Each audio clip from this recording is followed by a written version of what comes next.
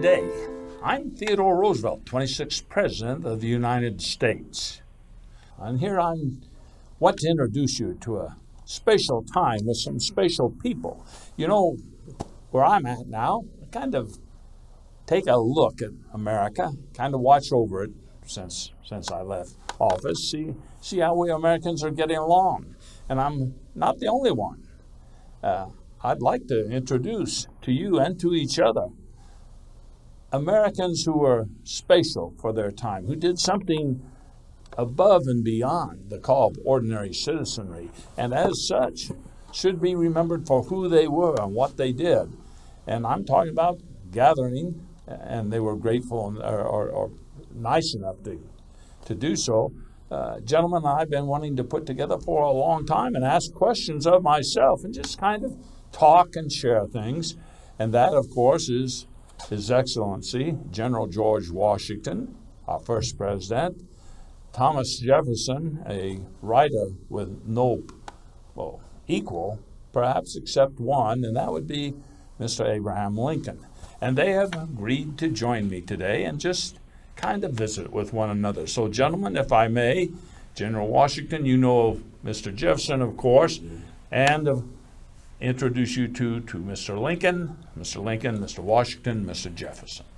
So with that, we'll just kind of talk about what's on our minds, if you don't mind. So you have seniority, sir, so I would like to turn it over to you. Well, thank you so much. I appreciate you inviting me here. I may be the senior, but wisdom is present in you three gentlemen. So I look forward to joining this conversation and learning from you. And if I may start off with a question. Of course, President Jefferson, your Declaration of Independence. I, of course, wasn't there for that. I was up in Boston, but I understood you sequestered yourself and then just over a short period of time came up with this seminal document, our Declaration of Independence. What was it like being up in that second floor of that room, and what was it, inspiration? What was, how did you put that together? First of all, I would thank this gentleman for gathering all of us, President Washington. I must admit, this feels as if I'm in a dream. I'm not certain exactly how this is all operating. As to your question, I was asked by Mr. Adams particularly to draw the document. I retreated to my rooms, as you said, and then my task was not to come up with new principles that have never been said before, but to express them in a way that made the most sense for the American tone and spirit of the occasion. And that is what drew me into that statement, which I have heard many times since repeated, that all men are created equal. And I hope that the future of our country will be based upon that premier principle. May I ask, who said Mr. Lincoln? I know this is a bit past your time, President Washington. Mr. Levi Lincoln of Massachusetts, are you related? He was my Attorney General. Are you related to Mr. Levi Lincoln? Levi Lincoln. Well, I'll have to confess, I know very little of my family. Now, when I was finally elected, of course, long after you gentlemen had passed from the contemporary scene, a good number of people after my election began corresponding with me and saying, well, we have Lincolns in my family, and some of them had similar names, and they would ask if we were related. I don't know much about my family.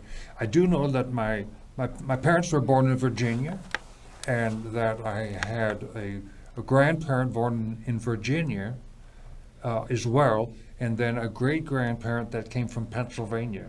And that's as much as I know. And that was from my father's side, on the Lincoln side. Of my mother's side, I know almost nothing. And I think she knew almost nothing as well. And Mr. Roosevelt, where is your home, sir? I take it it's a Dutch name? Well, Roosevelt means field of roses in the Dutch language. And if you say, where's my home? Well, quite honestly, all of the United States is my home. But where I live with my wife and children, Oyster Bay, New York, although we originally lived in Manhattan on 57th Street for one. I was born on 20th Street, and I have lived out into the Dakotas, which is a part of the magnificent and wonderful Louisiana Purchase, which you brought about. I hope you've been trying to keep an eye on that part of the United States and how it's grown. I did, if I may divert just a second. You were talking about family, and that got me thinking of my own family. We had a great time in the White House. This may come as a surprise to you gentlemen. But The White House, what? Oh, I'm not certain what that means. you know it as the executive mansion. I understand. But I was sitting in the executive mansion, and there was a piece of paper, and I said, the White House would be a good title for this, and by golly, that's what I put down, and ever since then, it's, as far as I know, unless they've changed it since then, it's now the White House. And well, we had a wonderful time. You never got to experience even the executive mansion, did you? No. My presidency was spent in New York and in Philadelphia. The land was chosen for development of the Capitol and other buildings, and I was present for the laying of the cornerstone of the Capitol building, but as far as the other buildings, that's all after my time. I can make one comment, sir. I did have the opportunity to live in the executive mansion. Yes. And I received much criticism. I remember one of the correspondents said there was no purpose in having a mansion of that size, as it could hold two emperors, Dalai Lama and the Pope, and he saw it a waste of money. Yes. Well, I must have some unfortunate news for you. There are now plans. When we moved in, it had fallen into terrible disrepair. And there was a war brewing at the time, and my dear wife felt it was important to upgrade as well as we could with a view to the future and inducing some hopefulness into the contemporary mood, which was not very hopeful. But there's already land purchased to build a new executive mansion, and I was told that I would be the last administration to live in that building. Now, is that what happened? Since you have no.